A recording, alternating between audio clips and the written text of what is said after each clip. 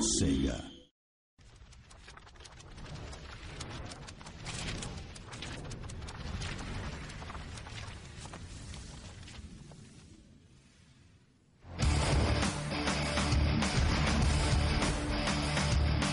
The immense amount of effort it takes to animate characters in a video game is often overlooked and taken for granted by the public at large. But many, many hours of blood, sweat, and tears are shed here, in this room.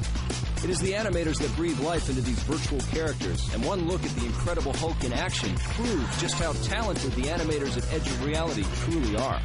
We usually animate anything that has to be kind of smooth, and the second it actually hits an object, that's when we turn it into the physics object, so that since it's going to be such an abrupt change, it's a great place to do the little pop, and you don't notice it so much. We have keyframe animation, so our animators hand animate everything. One of the things that keyframe animation gives us as opposed to motion capture is since the Hulk is the player's character and you're controlling the Hulk, we can animate to the feel of the controller and make sure that the feel is really good. So a guy in a motion capture suit can move like a human, and that's about it. He's not that fast, he's not that powerful, so that really doesn't come through. So we're able to have fine control over the poses and the speed and the quickness of the player in order to have really great responsive control. Unlike traditional human characters featured in video games, the animators at Edge of Reality had to work with a larger-than-life beast. So where best to start than the Incredible Hulk's closest real-world counterpart? We've hired bodybuilders to come in, and we took a lot of pictures and a lot of video of them flexing their muscles and getting into poses that are actually similar to some of the moves that Hulk does. The next-generation technology of the new video game consoles also gave the artists more power when it came to creating their characters.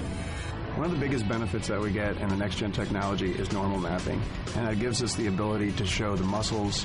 When I first started building the rig on this character, one of the things we wanted to add is since he's so big and he's got all these huge muscles, we wanted to make sure that all those things looked really realistic. And so we not only are we able to stretch the limbs and everything, but we're also able to animate all those muscles and make them shake and make them flex. And you'll see that come through in the game and how realistic his flesh really looks when he's animated. And it actually lights, and so as the light hits it, you actually see the lighting and the shadowing roll over those muscles. We never used to be able to do that before. Animating can have its limitations, so in order to avoid repetitive scenes, the animators blended their work alongside the physics engine. One of the great things about the physics in the game is that everything kind of seems to bounce off everything naturally. If we were to animate that one thing blowing up, you'd see the same animation over and over again. Things will bounce off each other, and it'll feel different every time, and it actually makes the world much more interactive and feel like you're really affecting the world as opposed to just playing animations over and over in the game. The animations and real-world physics enables the player to tap into the raw power of the Incredible Hulk.